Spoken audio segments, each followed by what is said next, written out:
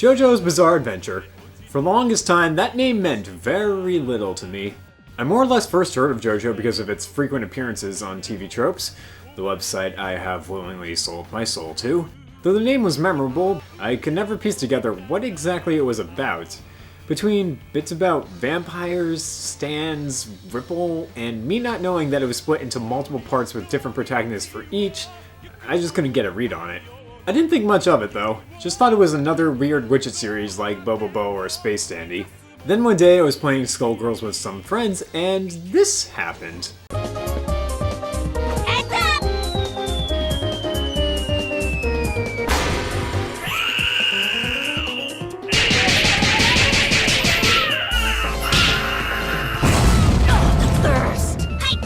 I was confused. So much so that I looked up the move to figure out what exactly I just saw and why. And there it was. See, Skullgirls is a fighting game made by fighting game fans, and as such it contains tons of references to classic fighting games, including Jojo's Bizarre Adventure, Heritage for the Future.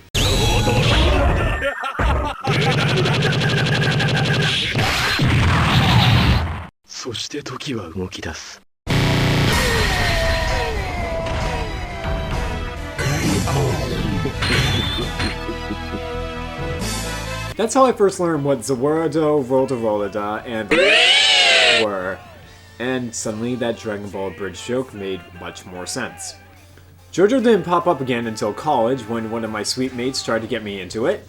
However, since he read the manga out of order and explained stands through his own fan-made one, he did a poor job explaining the show and didn't convince me to watch it. Then it turned out that over the year I was at school, two of my best friends got into Jojo. And bought All-Star Battle. And the first match was Whole Horse vs. Iggy. And I was even more confused! Then one day our gang of five went out to eat, and the two fans took that time to explain what Jojo was to the rest of us. Stuff like how stands were soul manifestations, how they were all named after songs and bands, how some could stop time or create parallel dimensions, and how others just annoyed you or were miniature planes. They gave brief explanations of each part and the respective Jojo, and then they got into the memes. Good lord, did they go into the memes. Goodbye, Jojo! Nice, nice! Very nice, Shiza-chan! Oh no! Oh shit! Son of a bitch! Nani? Nani? Bakana! Killer Queen 第3の爆弾バイツァーダストシアーハートアタックに弱点はない OK マスター Let's kill the hole! Oh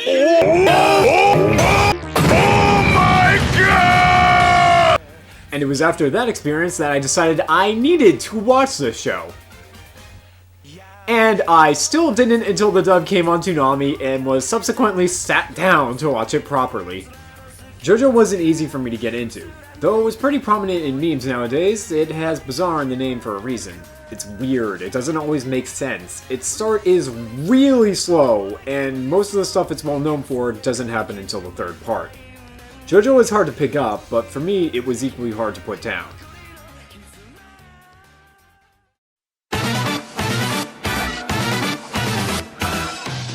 So what do I think of it?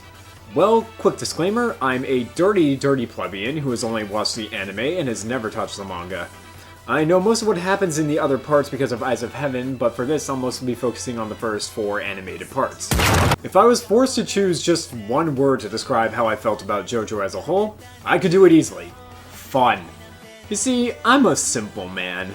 I'm not a 21-year-old watching these moving pictures for their messages or for how deep and real they are. I watch them to be entertained, to forget about the soul-crushing stress of life for just a little while. And Jojo does a great job of helping me forget. There's rarely ever a boring moment in Jojo.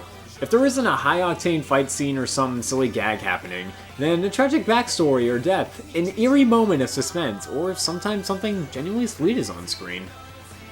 And all of these moments are done equally well. The fight scenes are intense, the gags are usually pretty funny, any and all deaths are tragically gut-wrenching, things can get creepy or especially gory very quickly, and bonding between the characters generally feels genuine. JoJo's good. JoJo's fun. Go watch it. It's a good time. The characters are engaging, the stands are fun, the animation is pretty beautiful, and it has some of the best theme songs that have ever graced my ear. Like I'm supposed to be Mr. Ha-Ha Funny Man over here making jokes about JoJo, but that's basically impossible because, as a wise, now deceased man once said, JoJo is jokes. Like, of course it's not perfect. Part 1's kind of boring compared to the other parts. Part 2 goes almost too quickly and doesn't leave room for a lot of characters. Part 3 does the stand user of the week thing way too much, and doesn't know how to evenly disperse the spotlight. And Part 4 doesn't get really good until Kira shows up, and doesn't do a lot with the stand users Josuke friends. But these are all small gripes I have with it, and there's usually some aspect of each part that makes up for its flaws. Part 1 introduces a bunch of integral and charming characters. Part 2 is all about high-octane fun and action with the best protagonist of the series. Part 3 had some really good fight scenes and introduced stands, and Part 4's story is the best in the series with some of my favorite characters. Overall, JoJo is just a really fun time. It for sure won't be for everyone, especially if you're the kind of person looking for a show with some depth, but to me, it was well worth my time.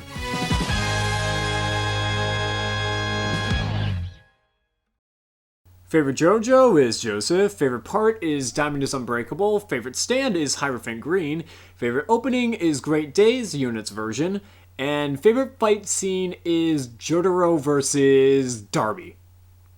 No, I'm not kidding. In a show with huge, epic fight scenes, superpowered vampires, soul manifestations that can summon fire, stop time, and silently eradicate a human body in seconds, my favorite fight scene is the fucking poker game. And that's JoJo for you.